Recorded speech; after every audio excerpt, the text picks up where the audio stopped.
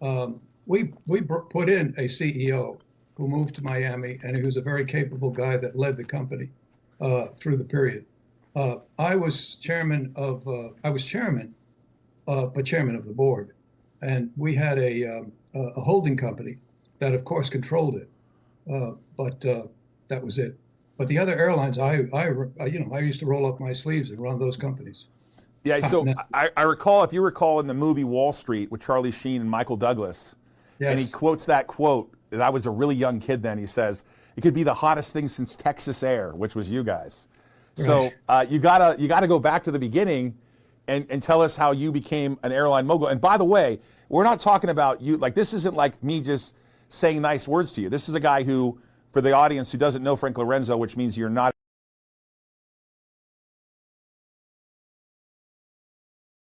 members of our species, meaning our youth. And for those that have already gone through youth, today's discussion is also relevant to you because, as many of you know, and perhaps have experienced, most everybody nowadays is challenged in some way by smartphones, both for their utility and the ways in which they can diminish our social and family interactions, academic performance, and more. So thanks to Dr. Haidt, today's discussion really is a solution-based one, and it's one that is sure to educate, inform, and inspire specific positive action. Before we begin, I'd like to emphasize that this podcast is separate from my teaching and research roles at Stanford.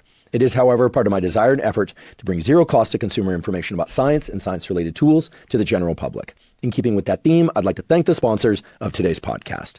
Our first sponsor is Helix Sleep. Helix Sleep makes mattresses and pillows that are customized to your unique sleep needs. Now, I've spoken many times before on this and other podcasts about the fact that sleep is the foundation for mental health.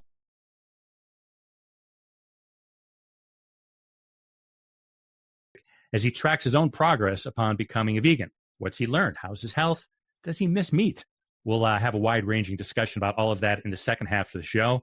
As usual, somewhere in between, we will check in with our corporate crime reporter, Russell Mokhiber, because as we all know, corporate crime never sleeps. But first, let's find out what this latest attempt at media consolidation means for the rest of us. David? John Nichols is the national affairs correspondent for The Nation magazine. In addition to that work, he has also written extensively on media issues with co-author Robert McChesney, including Dollarocracy, How the Money and Media Election Complex is Destroying America, The Death and Life of American Journalism, the Media Revolution That Will Begin the World Again, and Tragedy and Farce, How the American Media Sells Wars, Spins Elections, and Destroys Democracy. Welcome back to the Ralph Nader Radio.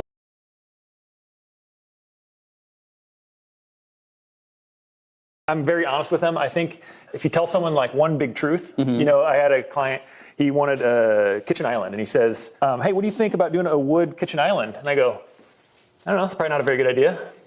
And he's like, huh? And I'm like, not the SUV special. I go, but we don't choose wood because it's the most practical. We choose wood because it's what we want. So do you want it? And he's like, yeah. And he bought a $15,000 kitchen island from me. That's awesome. So if I would have said, yeah, sir, absolutely, yes, we'll do it for you. Yeah, no problem. It's like, oh, God, this guy is a little needy. So just being real, being honest, like you're having a conversation with your buddy, and people respond to that.